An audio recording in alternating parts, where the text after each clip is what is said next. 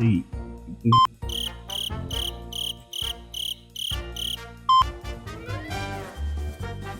Deu branco. Vamos lá, peraí. Você chama a capela de casa? Sim. E aí eu contribuí. Pô, boa, Serginho.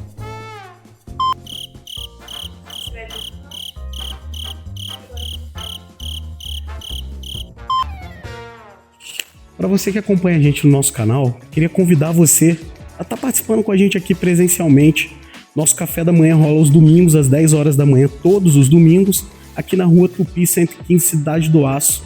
Você vai ser muito bem-vindo, tem uma galera aqui para te receber. E para você que ainda não faz parte de um grupo de conexão, queria convidar você a estar participando também. Eles rolam durante a semana nas casas, vocês vão estar vendo aqui o número embaixo. Entre em contato e descubra qual conexão mais próximo da sua casa. A gente vai discutir assuntos que foram tratados no domingo de uma forma mais próxima, mais íntima, mais pessoal. Eu conto com vocês lá também. Se você chama a capela de casa, eu queria convidar você também a contribuir. Vai estar aparecendo aqui na tela o nosso Pix. Se você puder ajudar, vai ser muito bem-vindo a sua colaboração, a sua contribuição. E é isso. Se inscreve no canal, curte, compartilha com todo mundo que você puder. Fica agora com a mensagem. Bom dia, agora saiu, né? Espero que todos tenham tomado um café da manhã reforçado, gostoso, prazeroso. Tá com eco o som para vocês? Não tá saindo eco para vocês, não? Bom, sejam todos bem-vindos. Você que está nos visitando pela primeira vez, sinta-se em casa. Se tem alguém aniversariando essa semana, Deus abençoe com muitos anos de vida, com saúde e paz. Eu queria convidar vocês a fazer uma viagem no tempo agora, para lembrar do tempo de escola. Mais especificamente do Fundamental 2, onde nós tínhamos vários professores, cada um de uma matéria. E sempre tem aquele professor que a gente gosta mais, não tem? Sempre tem aquele professor que a gente gosta mais. Mas aí, num determinado momento, esse professor que a gente gosta mais, na semana de prova, ele aplica uma prova que você só assina o teu nome, mal consegue sair da primeira questão. E aí você sai comentando com os colegas, pô, logo esse professor, cara, pô, logo ele. Pô, ele podia ter dado uma prova mais fácil. Pô, poderia ter sido uma prova mais fácil. Já aconteceu isso contigo alguma vez? Não, é porque você sempre estudou, né? Comigo já. E aí, eu já me peguei nessa questão. Poderia ter sido uma prova mais fácil, mas num diálogo com Cristo. Olha que interessante isso. Eu não sei, tem psicólogo, a aluna não está aí hoje, né? A aluna é psicóloga, não está aí hoje, mas tem alguém aqui que é psicólogo, psicóloga? Tem? Então me ajuda, eu vou eu vou dizer um hábito que eu tenho. Depois, em particular, você me diz se é insanidade mental ou não. Só para saber se eu paro ou continuo, tá? É que às vezes eu converso comigo mesmo, né? Já viram aquele filme Eu Mesmo, Irene? Que o Jim Carrey se divide em 3 pessoas. Às vezes eu me divido em 2, onde um sou eu mesmo, só que o outro eu faço o papel de Cristo. E aí rola uma conversa. E aí teve um dia que eu perguntei para mim mesmo, que no caso é o Cristo, né, nessa doideira. E aí... calma. Tá com carimbo aí já, né? E aí eu perguntei assim, Jesus, o Senhor disse que é para amar as pessoas, como se não houvesse amanhã. E aí eu perguntei assim, tinha como pedir um negócio mais fácil, não? Tinha como pedir um negócio, porque, assim, eu não sei se vocês assistem telejornal, eu não assisto, de nenhum tipo. É que existem telejornais que são de assuntos diversos, né? Fala de economia, política, saúde, assuntos diversos. Mas tem telejornal que é só de casos policiais. Existem canais de televisão que têm esses telejornais específicos de ocorrências policiais. Eu, para ser sincero, eu nem lembro o nome desses telejornais. Cidade Alerta, lembrei de um. Não tem uns jornais assim? Eu não consigo assistir. Porque quando você assiste um telejornal desse, só vê maldade, cara. É só gente ruim. É muita maldade. O tempo todo. Todo dia. No mundo inteiro. E aí você começa a assistir aquilo, você chega à conclusão de que, cara, o ser humano... Será que sobreviveu um gene pré-diluviano que veio sendo carregado até os dias de hoje? Porque é maldade assim num nível que você... Pois Jesus pede para amar essa galera, cara. Eu me esforço muito. Eu acho que todos nós nos esforçamos bastante para poder amar o próximo. Porque amar o próximo que convive contigo, por exemplo, você que tem filho, você ama sua mãe, você ama o seu pai, você ama o teu esposo, tua esposa, você ama seus familiares, teus amigos, as pessoas que são próximas. Você ama essa galera. Você ama essa galera. Mas como é que faz para amar quem, por exemplo, pega um animal e maltrata? Ou quem maltrata um idoso e mata um idoso? Ou bate nos próprios pais? Como que faz para amar desse jeito? E aí nessa conversa de eu mesmo, essa conversa minha com eu mesmo, e esse eu mesmo fazendo o papel de Cristo, Cristo vira para mim e fala assim, então, cara, olha só, não é difícil não, sabe por quê? Eu amei você. Quando ele falou isso, eu vi descendo aquele óculinho preto. Não tem, lembra? Aquele óculinho preto com aquela música. Encaixou em Cristo. Caraca. Amei você, cara. Pô, se eu amei você, você pode amar qualquer um. Caraca. E aí, sigamos nos esforçando. Existem algumas histórias, algumas ilustrações que nos ensinam um pouco sobre o amor de Deus. Queria contar uma ilustração, uma historinha que ensina um pouco isso. Um menininho muito rico convidou um menininho muito pobre. Eu já contei essa história aqui uma vez, só que foi num pré-culto. Aquele momento, né, antes da oração ali. Alguns aqui já até ouviram, mas vamos lá. Um menininho muito pobre foi convidado por um menininho muito rico para ir brincar na sua casa. E ele foi. Chegando lá, o menininho rico abriu a porta, o menininho pobre entrou, e quando ele entrou, ele foi vendo algo que ele nunca tinha visto, móveis que ele nunca tinha visto, uma sala gigantesca, uma sala imensa, na mesa muito grande, muitas pessoas muito bem arrumadas, sentadas. E ele entrou e o menininho muito rico já foi logo, percebeu que ele estava ficando sem graça, foi logo apresentando ele para as pessoas. Olha, esse aqui é o Léo. Eu trouxe ele aqui hoje para brincar comigo. E aí apresentou o Léo, o menininho pobre, para as pessoas, e o menininho olhando aquilo, as mesas, os talheres, as taças, ele nunca tinha visto nada daquilo, e o menininho rico, percebendo que ele estava ficando congelado com tudo aquilo que ele olhava, vamos subir, vamos lá para o meu quarto para a gente brincar, tem tanto brinquedo legal lá, vamos lá brincar. Subiram, foram para o quarto brincar, mais de 1 hora brincando ali, não tinha dado conta de brincar com todos os brinquedos, que eram muitos. Passou 1 hora e o menininho rico falou assim, Léo, fica brincando aí, que eu vou descer. Eu vou descer para pedir minha mãe para fazer um lanche para a gente. Desceu. Quando o menininho rico desceu, o menininho pobre começou a ouvir uma voz dizendo assim, vai. A sua hora é agora. A oportunidade é agora. Você nunca vai ter nenhum brinquedo desse. Pega tudo que você puder. O que couber no teu bolso, coloca. Pega, vai. Você nunca vai conseguir comprar um brinquedo desse. Tá vendo aquele ali? Coloca rápido, rápido. Enquanto você tem a oportunidade de fazer isso, vai. E o menininho foi dando ouvido àquela voz. E ele foi pegando.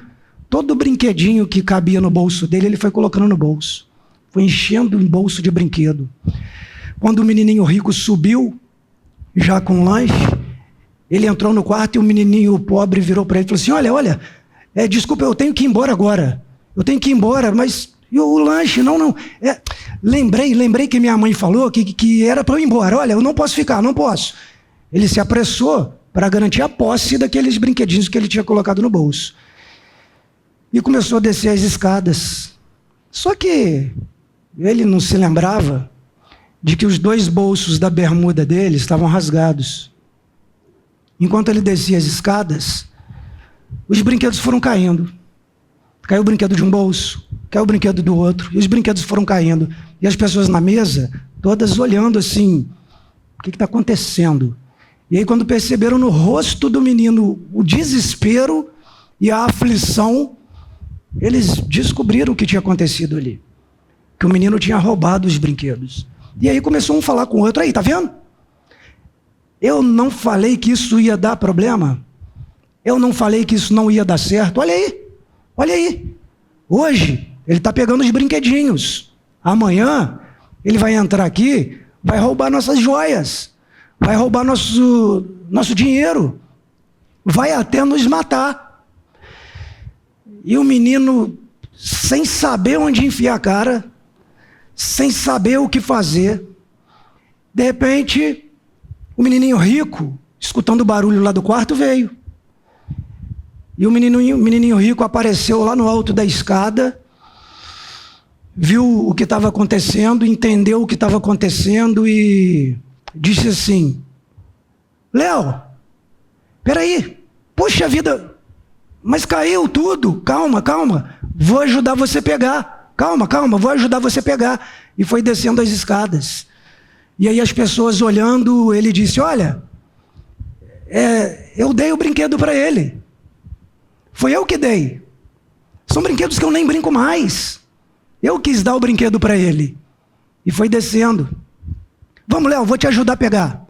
E o menino ficou mais constrangido ainda, porque ele sabia que era culpado.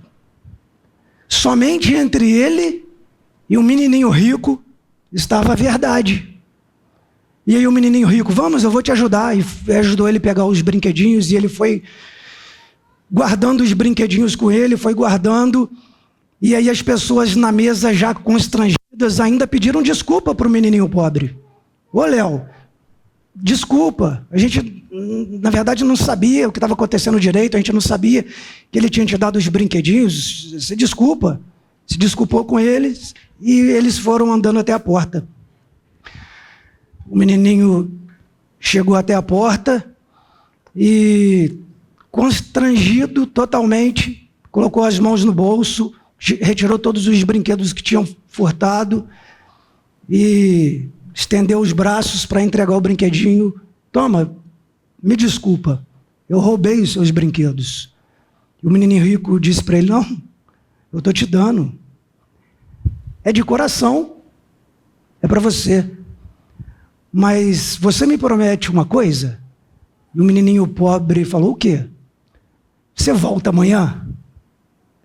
E aí ele, como assim? Eu roubei os seus brinquedos. Você ainda quer que eu volte amanhã? Aí ele, claro, você é meu amigo. Eu quero você aqui amanhã para brincar comigo. E os dois se tornaram os melhores amigos. E aí, essa história me fez ficar pensando na seguinte reflexão. Nós traímos Jesus. Nós traímos Jesus. Nós traímos Jesus com o nosso egoísmo, com a nossa insensatez, com o nosso materialismo, Mas Jesus vira para a gente e fala assim: você volta amanhã? Você volta amanhã? E aí, diante disso, concluímos que o amor de Cristo é incompreensível por nós. O fato é que a gente não vai conseguir entender em sua plenitude o amor de Cristo por nós. A gente pode entender várias coisas ao nosso redor. Nós podemos entender o porquê da Terra ser redonda e quem está na Argentina não cair de cabeça para baixo. Nós podemos entender tudo o que acontece no universo. Mas entender o amor de Cristo por nós, eu acho que em sua plenitude a gente não vai chegar a esse conhecimento, não. E aí, você sabe o que fez o menino pobre mudar de atitude? Penso eu, não é uma afirmativa da ilustração, aí é uma conclusão que eu cheguei, tá? É pessoal. Penso eu que o que fez o menino mudar de atitude foi o constrangimento. Sabe por quê? Exortação, orientação, advertência, tudo isso faz parte da nossa convivência. Porque quando a gente ama alguém, a gente exorta. Quando a gente ama alguém, a gente adverte. Quando a gente ama, a gente orienta. Mas em muitas situações, essas ferramentas não são tão eficazes quanto a vergonha. Porque a vergonha te expõe, cara. A vergonha tira a tua máscara. A vergonha te deixa exposto. E aí, quando isso acontece, cara, a mudança é inevitável. É inevitável. Foi o que aconteceu com aquele menino. Ele foi envergonhado. Ele foi dilacerado pelo constrangimento. E lá na porta, o que ele fez? Pegou todos os brinquedos do bolso e tentou devolver. Então o constrangimento muda o nosso rumo. E aí teve um momento que Cristo, que Jesus, pegou para ele toda a nossa vergonha, todo o nosso constrangimento, toda a nossa culpa. Pegou para ele e levou. Isso fala num texto que eu queria compartilhar com vocês, no livro de Isaías, e aí eu até pedia para colocar na tela, porque cada Bíblia tem uma versão, né? Tem Bíblia... Nossa, que a letrinha ficou meio pequena, né? Dá para ler? Dá? Ficou meio pequena a letra. Cada Bíblia é uma versão. NVI, Almeida corrigida, não corrigida, atualizada, não atualizada. E eu, pelo menos, não sei se já aconteceu isso contigo, quando tem alguém aqui compartilhando uma mensagem e a minha Bíblia é versão diferente, meu irmão, eu desisto. eu desisto.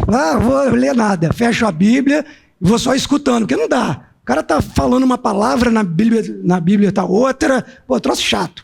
Aí eu montei aquilo ali de modo que o que eu ler aqui vai estar... é aquilo ali. Tá bom? Mas antes de ler, vamos aqui, pelo menos em 30 segundos que seja, orar para o Espírito Santo nos abençoar, porque ele é real. Né? O Espírito Santo é real. E ele é quem conduz. Ele é quem conduz o louvor, o café, o culto, a mensagem, tudo aqui. Ele é quem conduz. Senhor Deus e Pai, obrigado por essa manhã, obrigado por essa reunião. Nós pedimos, Pai, que o Senhor nos ajude a entender, que o Senhor me ajude a comunicar e que o Senhor nos ajude a entender a mensagem de forma que ela possa fazer efeito em nossa vida. Que possamos sair daqui com essa mensagem mexendo com a gente, nos fazendo refletir a cada dia. Te pedimos isso, já te agradecemos. Em nome de Jesus. Amém. Essa mensagem, esse texto, foi uma profecia. Uma profecia de um cara chamado Isaías, um profeta chamado Isaías, que viveu bem antes de Cristo. Bem antes quanto tempo? Mais ou menos uns 700 anos. uns 700 anos antes de Cristo. E naquele tempo que ele profetizou essas palavras, era um tempo onde tinha perseguição, guerras, o reino de Israel estava sendo dividido em dois, o pessoal do norte, o pessoal do sul, tinha presos em cativeiro, era uma questão de muito problema. E aí, a galera, o povo, esperava um libertador, esperava um líder que não era exatamente com as mesmas características de Jesus. Por isso que grande parte dos profetas, quando profetizavam, quando falavam sobre Jesus, ninguém levava muito a sério. Não é? Tanto é que ele começa assim, primeiro versículo. Quem creu em nossa mensagem? E quem foi revelado o braço do Senhor? Então, a galera não cria que o libertador, aquele que ia salvar o povo, fosse das características que os profetas informavam. E aí, continuando no versículo 2. Ele cresceu diante dele como um broto tenro e como uma raiz saída de uma terra seca. Aqui está falando de Jesus. Ele cresceu diante dele, Jesus crescendo diante do Pai, como um broto tenro, em uma terra seca. É como se Jesus tivesse surgido de forma simples, humilde, em um contexto inóspito, em um contexto ruim, né? E aí, continuando a leitura, ele não tinha qualquer beleza. Vou tentar ler com aquela letra pequena ali. Ele não tinha qualquer beleza ou majestade que nos atraísse. Nada havia em sua aparência para que o desejássemos. Ele não tinha a aparência, a figura de um rei, de um líder que eles esperavam. Foi desprezado e rejeitado pelos homens, um homem de dores, experimentado no sofrimento.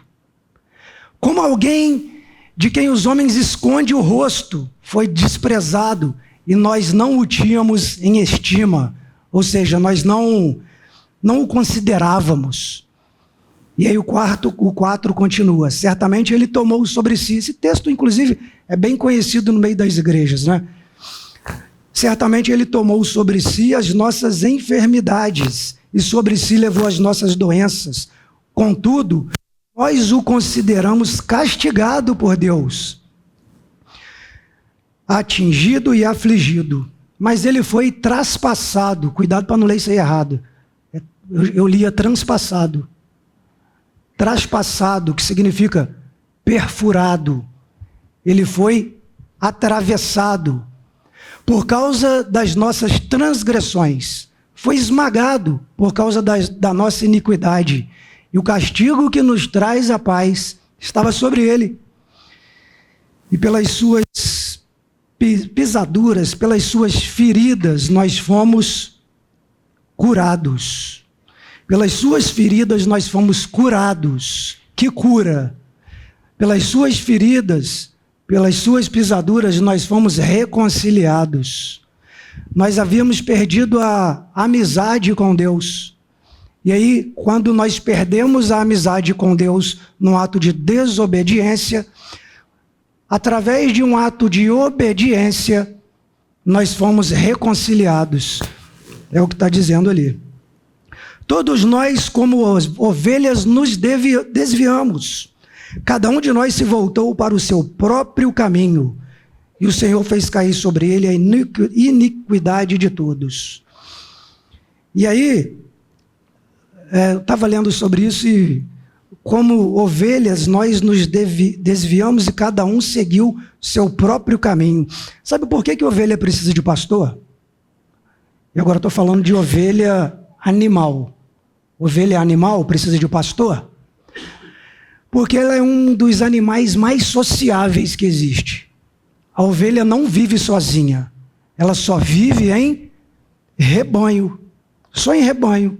Se a ovelha se perde, se por um acaso uma ovelha se perder do rebanho, ela não sabe onde está, não sabe para onde vai, não sabe voltar. Ela fica tão desesperada tão aflita que ela pode entrar numa condição de estresse e pode até morrer. Imagina, uma ovelha pode morrer de estresse. Que doideira! Ela morre de estresse se ela estiver sozinha. A ovelha, quando corre, corre porque o rebanho está correndo, mas sem saber para onde vai. Se uma pular no penhasco, todas as outras vão para o penhasco. Ovelha é assim. Por isso que ela precisa de um pastor. Sabe quem é o pastor? Washington. Nele não. Então é a Fernanda. Também não.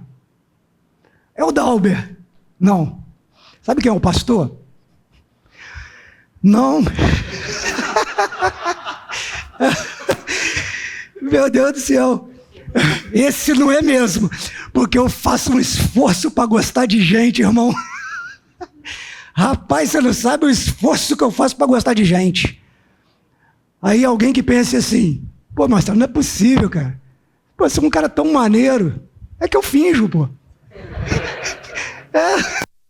Eu finjo, pô. Eu gosto de bicho. O bicho, né? Os animais, eu gosto de gente não. Mas eu me esforço. Eu não desisti de gostar de gente. Eu não desisti. Mas eu me esforço. Tá? Vocês nem vão me chamar mais para conexão, né? E aí é assim. E aí, o pastor chama-se Jesus. O Washington, o Dalber, a Fernanda, eu, o Fabinho, o Hugo, nós somos no máximo o Border Collie. Sabe quem é o Border Collie? Border Collie é aquela raça de cão pastor que pastoreia as ovelhas, o gado. Eu, o Washington, os pastores aqui, humanos, eles são no máximo o Border Collie, que é aquele cachorro que vai cercando ali, vai contribuindo para que as ovelhas não se percam. Mas o teu pastor, ele tem um nome. O nome dele é Jesus. Continuando aí então, ó. No 7, ele foi oprimido e afligido e contudo não abriu a sua boca. Como um cordeiro foi levado para o matadouro e como uma ovelha que diante de seus tosqueadores... Todo mundo sabe o que é isso aí? Tosqueador é aquela galera que fica com a máquina tirando a lã. São aqueles caras que vão tirando a lã da ovelha. Os tosqueadores. E reparou, já viram uma imagem dessa, um vídeo desse? Quando o tosqueador está tirando a lã da ovelha, como ela fica? Cara, nem pisca. A ovelha fica paradinha, nem se mexe. Ele vai tirando a lã, passando aquela máquina barulhenta, tirando toda a lã da ovelha. Ela fica paradinha. Nem foi a postura de Jesus na cruz diante de seus tosqueadores. Ele não abriu a boca. No 8. Com julgamento opressivo ele foi levado. E quem pode falar dos seus descendentes? E aí, pois ele foi eliminado da terra dos viventes. Eu acredito eu que quando ele fala aqui, quem pode falar dos seus descendentes, todo mundo sabe aqui que Jesus não teve filhos biológicos, né? Mas sabe-se lá se naquele tempo, onde os profetas estavam profetizando isso, de repente alguém não poderia imaginar, porque Jesus, quando foi para a cruz, ele estava numa idade razoável, né? Era novo, né? Então, pode estar, de repente, se referindo a vai morrer sem deixar descendente, sim, biológico. Eu fiquei pensando sobre isso, fica aí até a dica de discussão por conexão. Aí, ó. Já tem uma dica aí, né? E pode ser também pela falta de compreensão na época de não saber realmente qual seria o impacto eterno da morte dele. Pode ser, não é? Continuando aí. Ainda no 8. Por causa da transgressão do meu povo, ele foi golpeado. 9. Foi-lhe dado um túmulo com os ímpios e com os ricos em sua morte, embora não tivesse cometido nenhuma violência, nem houvesse mentira em sua boca, né? Naquele tempo, aqui ele fala que foi dado um túmulo com os ímpios, com os ricos. O que quer dizer isso? Nem todos eram sepultados, né? Os ladrões, né? Vamos dizer assim, aqueles que morriam na cruz. Quem morria na cruz eram os ladrões. Quem morria na cruz era gente da pior classe.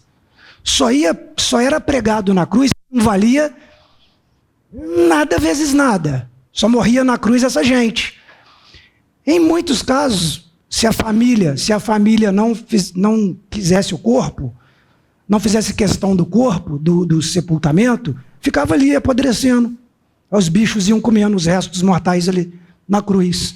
É óbvio que existia ali também uma pressão judaica com relação porque tinha uma questão toda religiosa também, de ter que ter o sepultamento. Tem alguns, e aí o Império Romano meio que sofria uma pressão do judaísmo para ter que fazer o sepultamento. Rolava uma pressão assim também.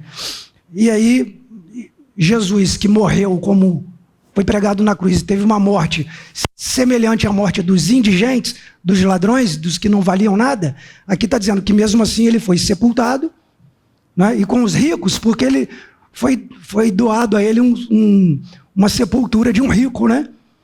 Ele ganhou uma sepultura de um rico, José de Arimateia, que doou ali a sepultura para que Jesus fosse enterrado.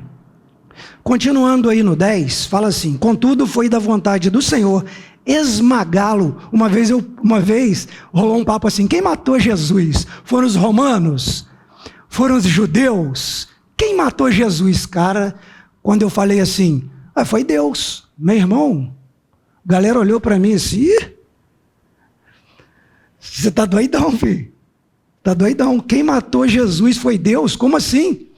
Cara, olha o que está escrito ali no 10. Contudo, foi da vontade do Senhor esmagá-lo e fazê-lo sofrer. Sabe por que Deus matou Jesus?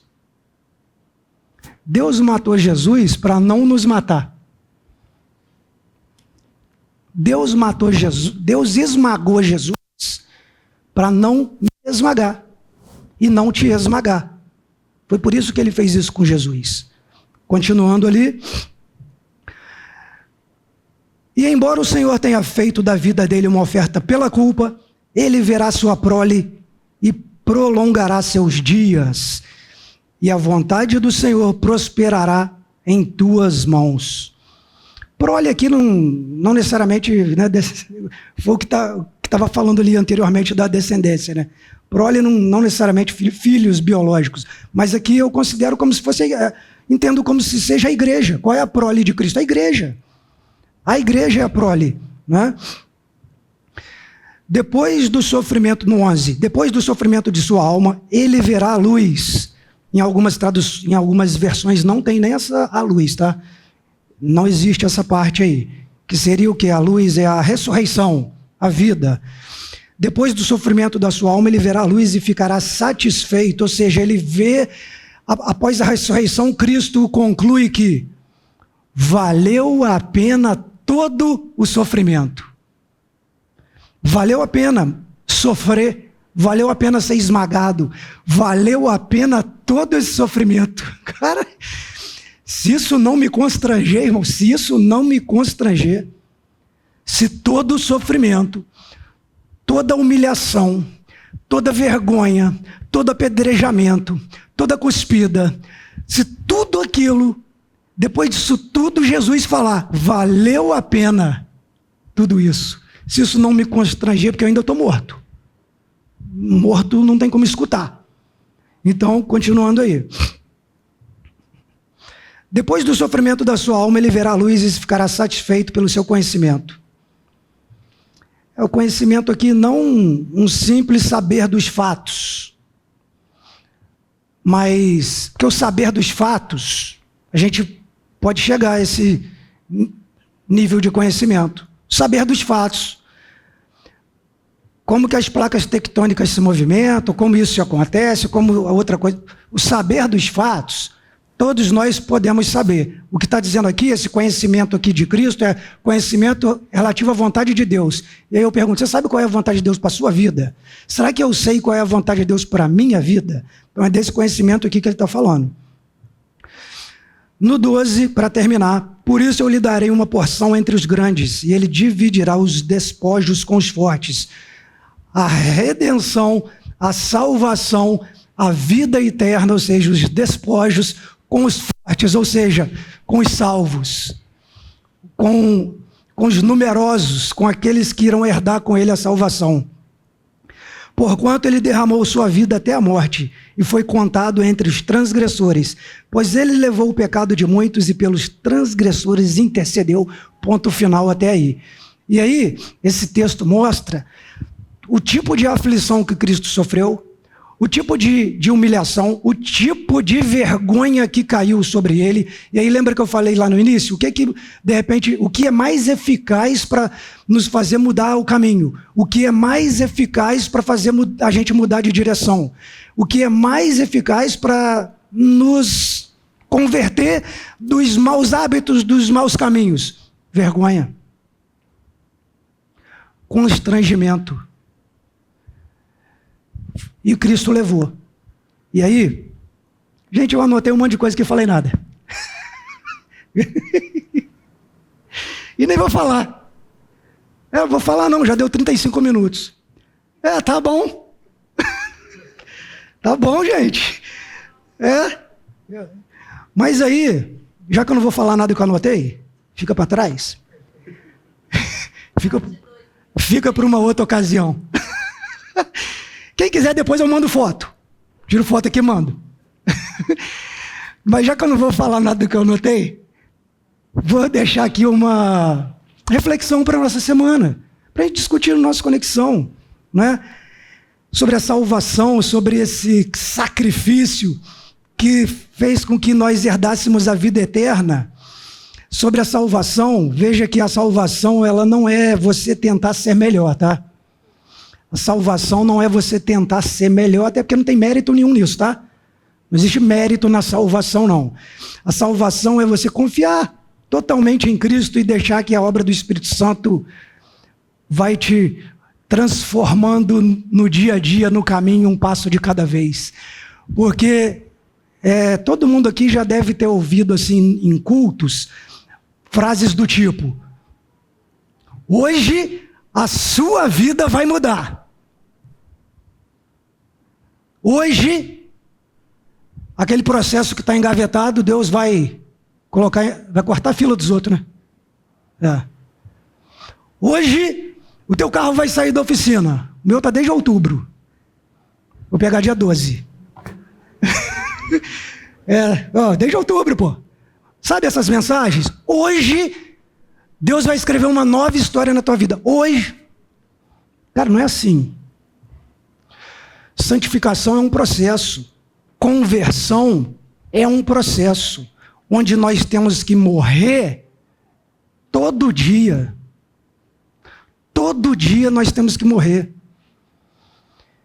E aí, a pergunta é: nós continuaremos resistindo ou nos renderemos? Porque às vezes a gente acha que já se rendeu. Baseado em quê? Pô, eu vou na igreja todo domingo. Ou quase todo. Eu não posso falar que eu venho todo, não. Mas tem gente que vem todo domingo. Faz de conta que eu venho todo, tá? Então vamos lá. Fazendo de conta que eu venho todo, vamos lá. Eu vou no culto todo domingo. Vou no Conexão toda segunda, não me desmente não. Vou no Conexão toda segunda. Pô, dou lá minha contribuição financeira. Pô, ajuda um monte de gente. Contribuo pro café da manhã, sei o quê. Pô, sou o maior ativo na igreja.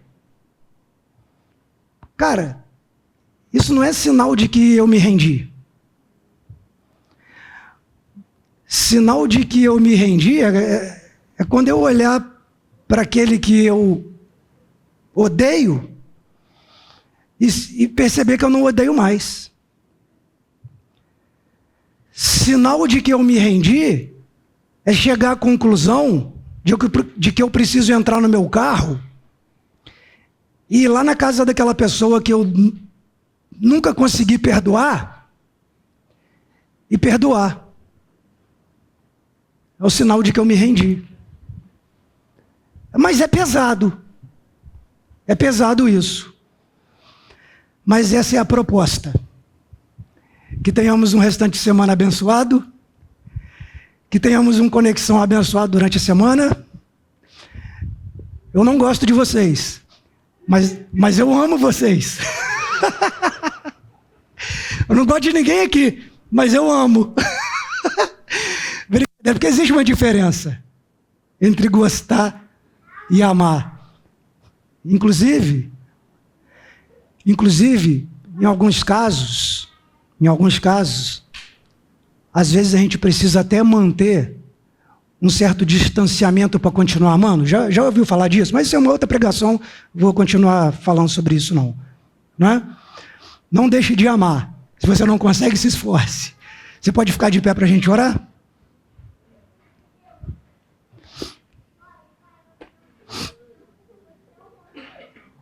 Senhor Jesus, obrigado por essa reunião. Obrigado, Pai, porque algumas coisas que foram ditas aqui eu não tinha nem anotado, não tinha nem preparado. Quando é assim, acredito eu que seja uma influência do Teu Espírito dizendo que é para falar, que é para compartilhar, que é para comunicar. Então que essa palavra, Pai, possa fazer efeito. Que possamos olhar para a cruz, nos despir de nosso orgulho, nos despir de nosso materialismo, nos despir de nossa autossuficiência, declarar a nossa dependência no Senhor. Que o Senhor venha nos moldar, que o Senhor venha nos construir a cada dia, para que cada dia mais nós possamos ser parecidos com o Senhor, que as pessoas possam ver em nós a Tua imagem, Pai. Porque existe uma aversão, existe uma resistência muito grande, Pai, com relação à igreja ainda. Nós sabemos o porquê disso. Porque existem sementes que foram modificadas. A Tua palavra é a semente. A Tua palavra, o Evangelho é a semente. Mas nós sabemos que algumas sementes já foram modificadas. Assim como na engenharia genética as sementes são modificadas para o fruto sair diferente, a sua semente andou sendo modificada por muita gente ruim, e aí essa semente que foi espalhada não gerou um fruto bom, não gerou uma mensagem positiva, não gerou uma mensagem de amor, e diante disso muitas pessoas ficaram resistentes à igreja, Pai. Então que o Senhor nos conduza, nos construa, de modo que possamos semear a boa semente, a única boa e genuína semente que é a Tua palavra e o Teu Evangelho. Muito obrigado, que o Senhor nos conduza para as nossas casas em segurança. Desde já te damos graça em tudo. Amém.